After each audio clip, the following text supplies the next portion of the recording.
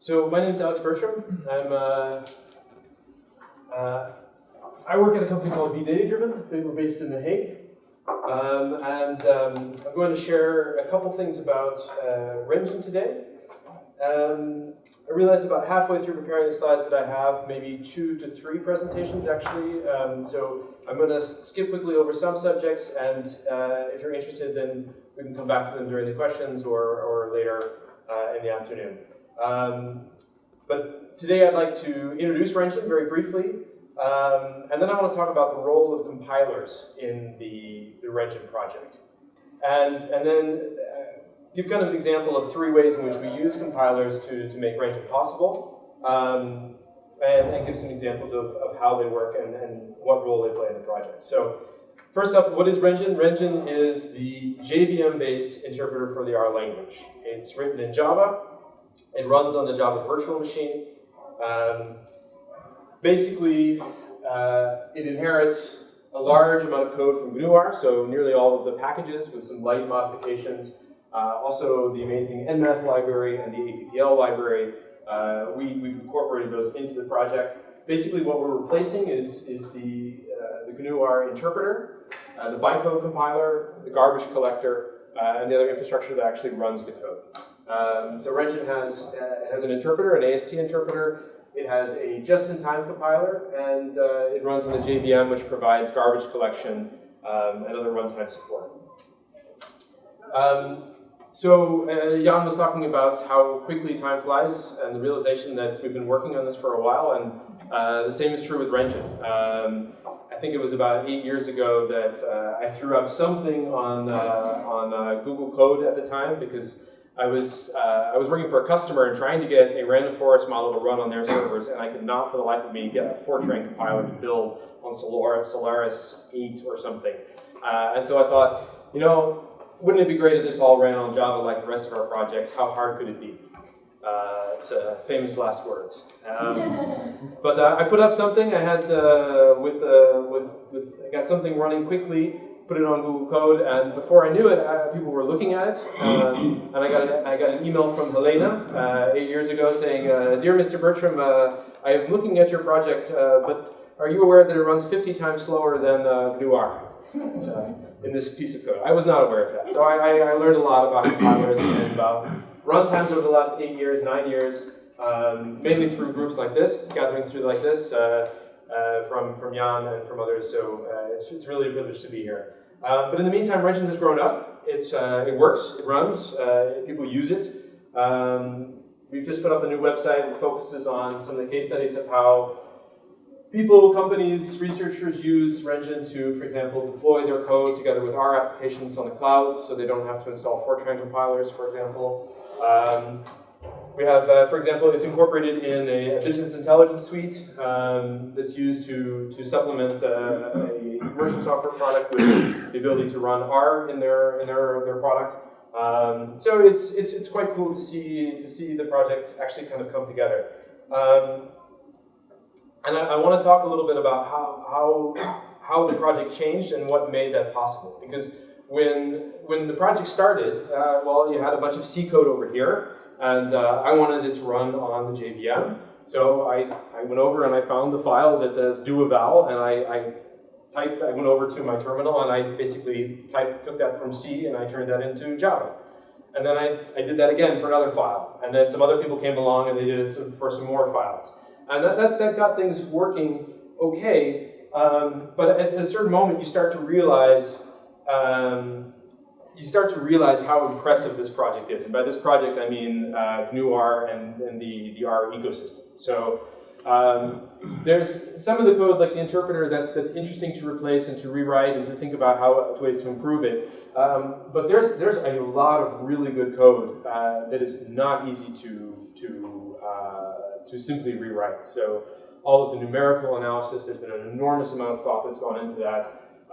If you're interested in packages, I mean, this is a snapshot, I think, from last year. 17 million lines of code, of R code in CRAN, but also 8 million lines of C, 5 million lines of C++, and nearly 2 million lines of Fortran.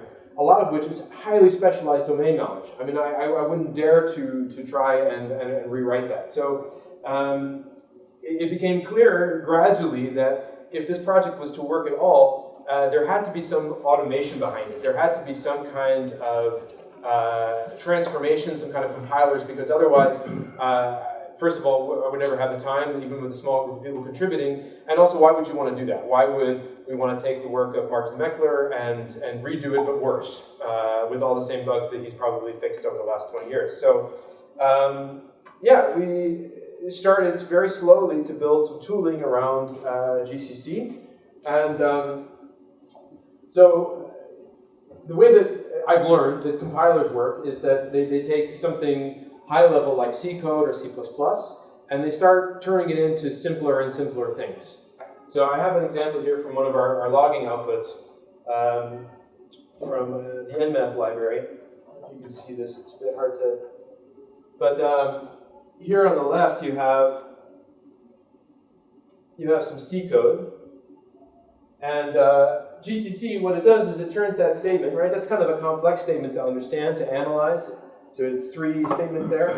It turns it into a simpler set of what's called 3 address codes, or in GCC it's called Gimple. It probably looks a lot similar to what Jan was showing, or almost like the disassembler from the bytecode compiler. The idea is that you want to turn it into something simpler so that it's easier to understand and analyze. And once you've got it in this form, then you can start, at least on our side, we could start to build the tooling that translated this into Java bytecode. So, we have a statement, if the x is basically not a number, then go to basic block 5, and in Java, in the JVM bytecode, we call a method, we invoke a static method, double is an A. If it's not equal to 0, then we jump. So it's a very mechanical translation, and suddenly the challenge of repurposing, of reusing this code seems a lot less daunting. And I think for me that's been really transformative. This idea that this code is really much more malleable than we think of, right? So there tend to be flame wars on Twitter or on Hacker News about, oh, this project is being rewritten in this language, or this project is much better, it's going to be in Rust, and it's going to be so much better than it was in C. Yeah, maybe it is, but life is too short to rewrite code, I mean, as far as I'm concerned. And the possibilities, once you start looking at these kinds of technology, if you've got good code that's been battle tested, that works, there are other possibilities. And so we built a pipeline that takes C, C++ files, Fortran files, runs it through GCC. GCC turns it into Gimple, and we wrote a plugin that turns that into JSON, so it's easy to parse, so you just get this nice big JSON tree. And then we have the GCC Bridge compiler that turns that into Java class files. But there are still some challenges, right? So pointers. The C memory model works a lot different than Java. Java is garbage collected, right? So you ask the runtime for some memory. It gives you that kind of memory, but you have to tell it what type of memory. You have to say, I want a contiguous array of double precision floating points. And once you have it, you can't just pretend that it's an array of integers, right? The JVM doesn't like that. It enforces certain rules. So that's a challenge, right? So one approach is the kind of what's called the big bag of bytes approach. So the idea is in Java, you just say, okay, well, I'm just going to allocate a bunch of bytes. This is going to be my memory pool, and I'm going to write a malloc function, and that's just going to give me a slice of those bytes, just like the C runtime would. And then I have to, I just basically set these bytes to the doubles. I read them as doubles at the offset. So that works perfectly. But for our purposes, it's not very good, because that means that we have 2 worlds. We have one world in which all of the native code lives and it has all of its memory. And we have another world where we have our Java data structures, maybe a Renjin character vector or data that's coming in from the Java world. And the only way that those 2 pieces of code can communicate is if you copy them between those 2 groups of memory. And that's not a great idea. That's not what we wanted to do. So we started looking at different strategies for basically transforming this memory model into a memory model that works in the JVM. The first one is the fat pointer strategy. The idea is that you do some analysis to figure out what kind of memory is being allocated. So in this case, we could tell that the malloc was being assigned directly to a double pointer. So we allocate that as an array of doubles. We add an extra variable to keep track of the offset within that thing so that we can do pointer arithmetic. And we work with arrays. So for Fortran code, this works really, really well. It's super fast. The JVM loves this kind of code and can compile it to very fast code. So that was the first kind of iteration, and we compiled a bunch of Fortran code, which is good because I don't understand a word of Fortran. Yeah, C is awful. Yeah, C is cheats, it lies, and it plays tricks. So I always thought that C was statically typed, but actually it turns out you can really do whatever you want with memory in C. So for example, in this line I've defined a structure with 8 bytes of double precision, followed by 4 bytes of, a 4-byte pointer, followed by a 4-byte integer, followed by a 4-byte pointer. But yeah, the code can just allocate whatever it wants. It doesn't have to be an even amount of these, or 1 or 10. It could be 1.5. And believe me, this code is out there, and sometimes for very good reason. I mean, but sometimes for less good reasons. But the point is that we can't rely on this. So the next iteration of the project introduced this idea of a virtual pointer.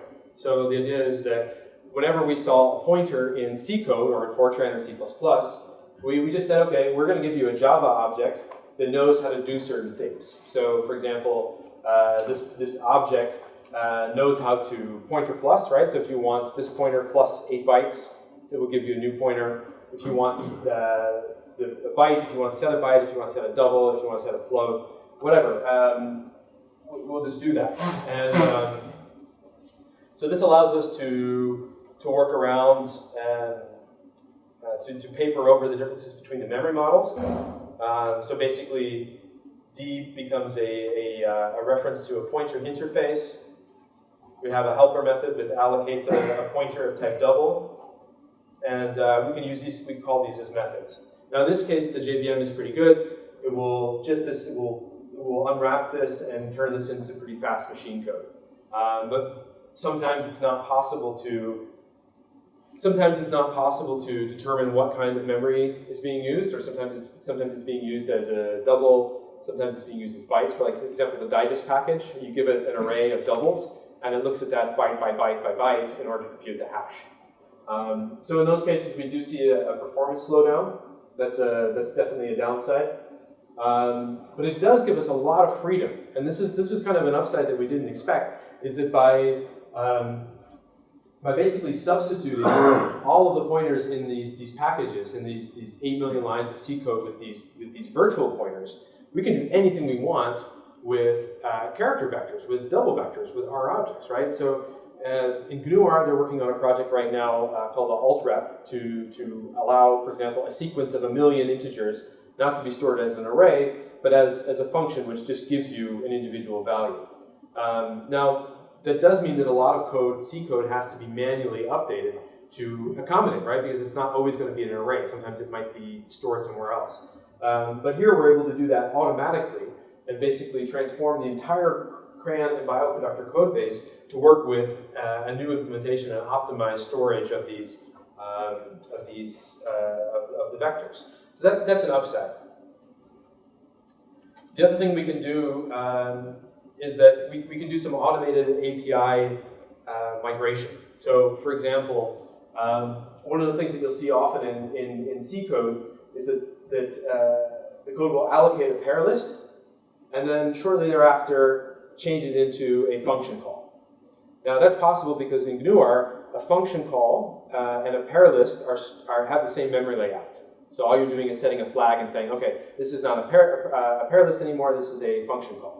But in Renjin, we wanted to do a lot more with function calls, right? So we cache, for example, an argument matcher that has some information about whether the arguments are named.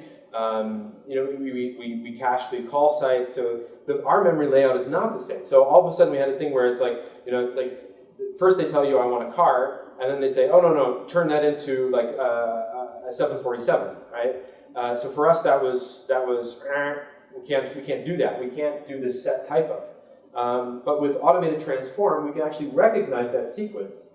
We can do the flow analysis and realize that even though it's allocated as a list, it's actually being set as the flag is being set, and we can replace that at compile time with the appropriate alloc lane call so that it's allocated as a function call to begin with. So this is really powerful. It certainly helped our project a lot, but I encourage everybody to think about how not everything has to be manual. The code is a lot more malleable and changeable than sometimes we think.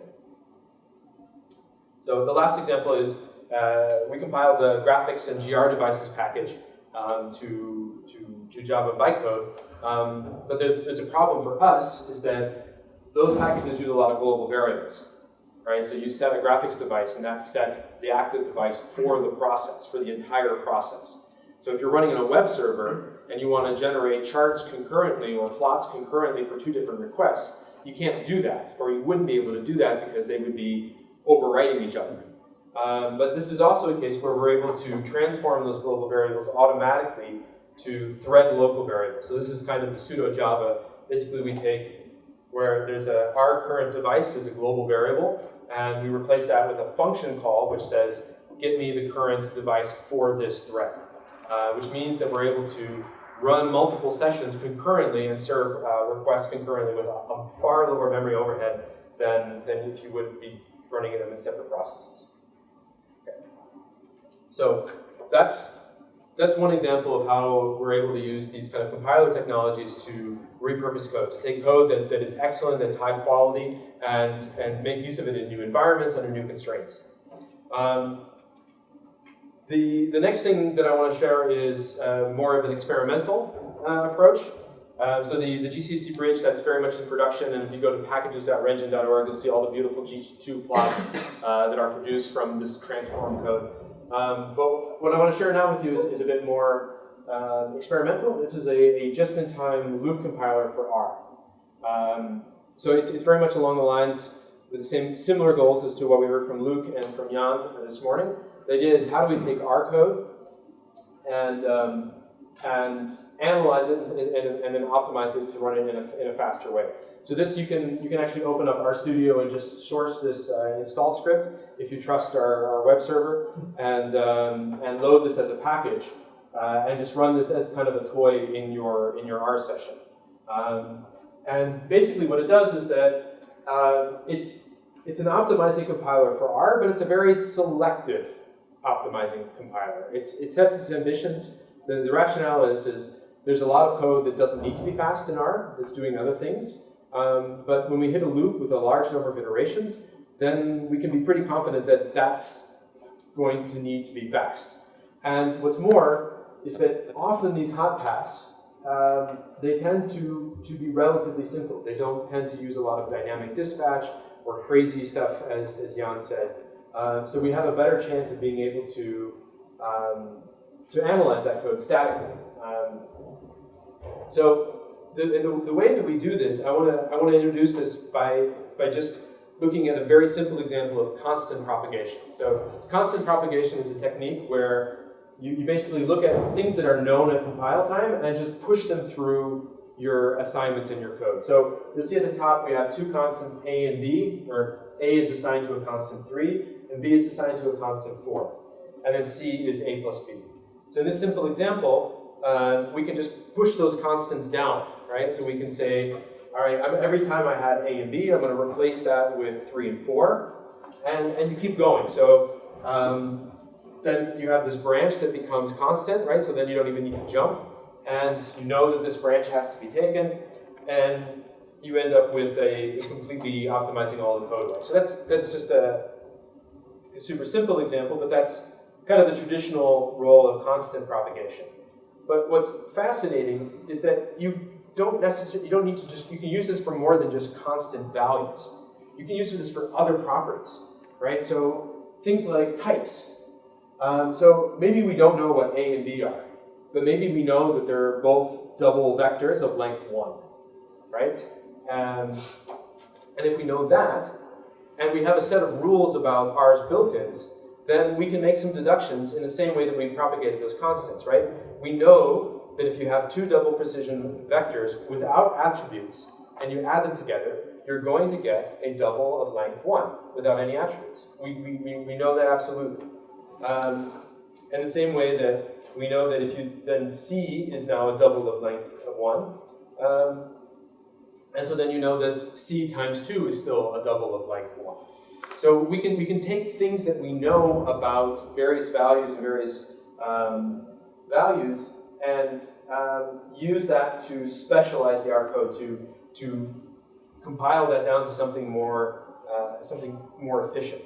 So just to give you an idea of the kinds of things that we propagate or that we're looking to analyze, these are a selection of some of the properties that we're tracking, right? So when the compiler sees A and B at the beginning of a loop, it's going to look to see, are those positive, right? Because if they're positive and they're used as index subscripts, then we know that we can use those, we can do a quick index without having to check to see if it's negative, for example, which would, if it's a negative index, then you get something completely different.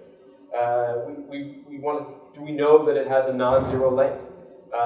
Do we want to know that it might have a class, right? Because if it might have a class, then we know that we have to be careful. So there's all these properties that we can track, and using the rules that we know about the primitives, we can propagate those to all of the different values in expressions within the compiled code. And what's great about it, what's very nice about a just-in-time compiler is that at the point that we enter the loop, right? So the interpreter is interpreted Z, it assigns 1 to 1 million, it assigns S to 0, and then it comes to the for statement and says, aha, I'm going to have to do this 1,000,000 times. So let me stop for a second and see if I can optimize this loop body. And at this point, you know a lot about what's going on. R is difficult to analyze statically, but at runtime, you have a wealth of information. We know that we can assume that, well, we can say that S is a scalar. And we know its type. We know whether it has attributes or not. And we can use that to translate that into our intermediate code. So very simple straight line code. And then propagate all of those properties. And by doing that, we can build the control code graph. And as long as the code obeys certain rules, then we can analyze this and optimize this just like it were C code, right? We can use all of the classical, like well-established rules for optimization. Transform into SSA. You do the type inference based on the values that you have. This is all great papers, very very accessible, and we just have to be very aggressive about bailing. And this is the one downfall of this approach, is that there are many things that can cause an abort, right? So if you get to that loop, you've done all the analysis, but one of the functions changes during the execution of that loop, then our algorithm is like, I'm done. I can't go further. If you have what we call our black holes, right? So you have certain functions which are black holes. They completely undermine our ability to predict anything, right? So like this environment, then you know that suddenly the environment is floating out there, around there, and anything can happen. Cisparent, reassign, but there's a finite number of those, and if we encounter those, then we bail, and we go back to the interpreter. So, but if we get past that point, if we don't bail, and we can analyze it statically, we know we can identify all the functions, then we can turn this, for example, we don't have to store scalars as without attributes as an S expression. We can store it as a floating point in a machine register. So it can be just as fast as C code or C++ code. So I'm going to show some timings. These timings are intended to be illustrative, right? So these are examples that are selected to illustrate how this works. It's not an argument that this is a better approach than any other, because there's a lot of variance. But in a loop like this, where you have many iterations, and you have scalars that can be that don't have to be boxed, right? We can store those as regular floating points in machine registers. I mean, you have at least a factor of 25 speed up over the baseline interpreter and 12 over the bytecode interpreter, because we have more information, right? At compile time, there's a lot you don't know about what's going to happen, but at this point in time, at runtime, we know nearly everything.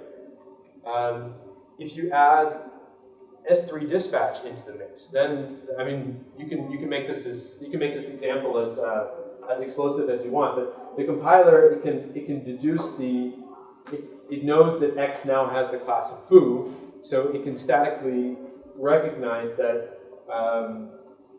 that X is that there is no function defined for plus.foo, and it can use the normal addition, right? So it doesn't have to. Otherwise, you have to check every iteration of the loop. Hey, is there a plus.foo? Is there a plus.foo? Is there a plus.foo for 1,000,000 times?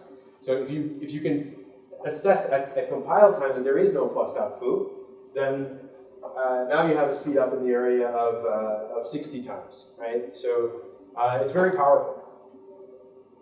If you add function calls, oh boy, if you add function calls, right? This is my question for Jan earlier. This is a very simplistic approach, but we just inline the hell out of everything, right? So we see a function called the half square, we identify which function it is, and we inline it, and we can pass all of our values through that function so that we know what's going on there.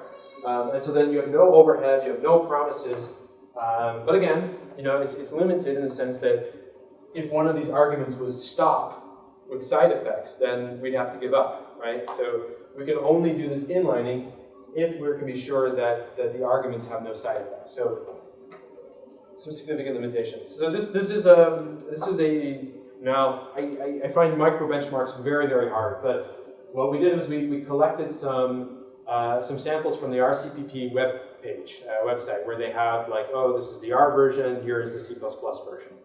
So that we could compare not just R with GNU R with Renjin, but Renjin or the GIT with handwritten C++. So you can say that it's hit or miss. Well, it's not bad. In some cases we approach. This is a logarithmic scale, so RCPP has nearly a 10 times speed up over the bytecode interpreter, and Renjin is like 8 times. For this Leibniz, I think it's calculating pi or something. The RCPP is 60 or 70 times, and we're 50 times. But if you have to bail, if one of our assumptions, one of our constraints is violated, then it doesn't help you at all. So that's kind of the limitations of this JIT compiler, and that's why it remains experimental. We haven't merged it into the release because, the first thing is the testing is difficult. We have 40,000 unit tests for Renjin, but none of them exercise the GIT compiler because they're not in loops, right? So how do you write tests to make sure that the interpreter is correct, but then also the GIT, right? So that's a big problem. How to test this, how to make sure it's correct, that it doesn't degrade in performance. And as you saw in the graph, it can have a huge impact if the stars align, but if the stars don't align, then you don't have any impact. So So the question that we've been looking at over the last month or two is, what could we achieve if we reined in our ambitions a little bit? So what if we were a bit more modest in what we tried to do with the compiler? So we've been looking at, could we come up with a way to compile R to Java bytecode in every single case, just across the board? And we've started from the exact opposite side of the problem, which is, how would we do this if we applied zero optimization, just for the simplest, dumbest compilation to Java bytecode? And that's interesting for a couple of reasons. One is it means that we can test a lot more of it with our unit tests, because our unit tests will be hitting the compiled code for every single test. So that gives us a bit more confidence in the compiler.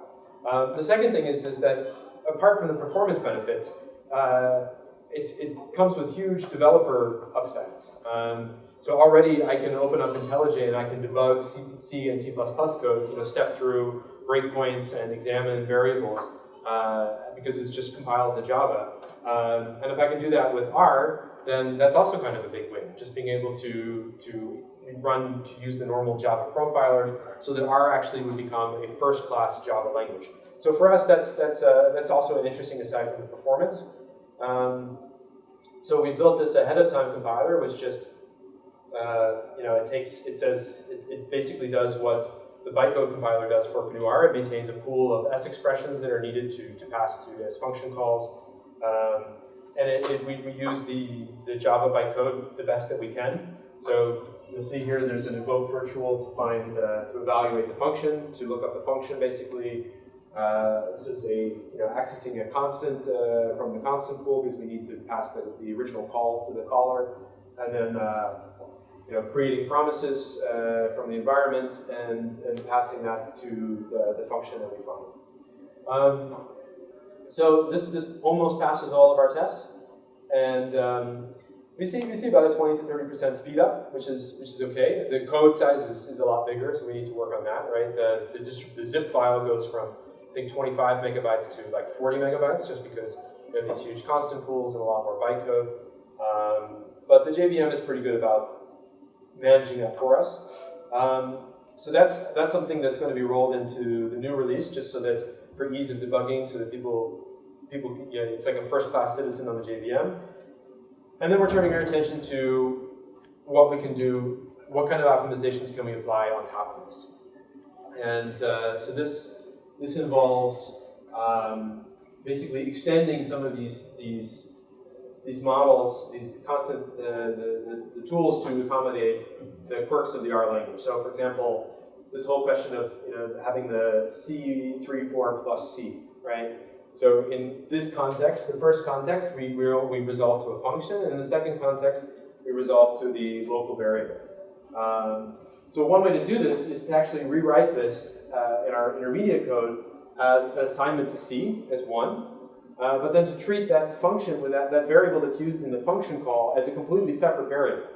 But it's just that assigning to C may or may not have the side effect of assigning to C star if C is a function, right? But then we can use the same type propagation logic to see, okay, we can clearly see that the compiler can see that the type of C is not a function, and so then this branch is eliminated, and C star remains bound to the function. So that's some of the ways that we're exploring to kind of integrate the semantics of R into these kind of classical models of type inference and value inference. But that's it. I'm out of time, and I'm actually at the end of the presentation. So I encourage you to go to www.renjin.org. We just released today the 3.5, the beta version. So you can download it here, a command line version, or if you're a Java developer, you can add it to your project very quickly. The packages are in the process of building, and we'll do a final release with hopefully all of the bugs fixed at the end of the month. But you can see the results of this compilation process is that it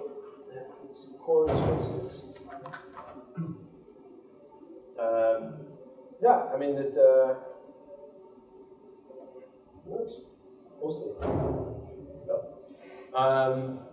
Consider code malleable. It's not as rich as you think, and before you rewrite, think about transforming, and think about the Renjin project in your work. Thanks.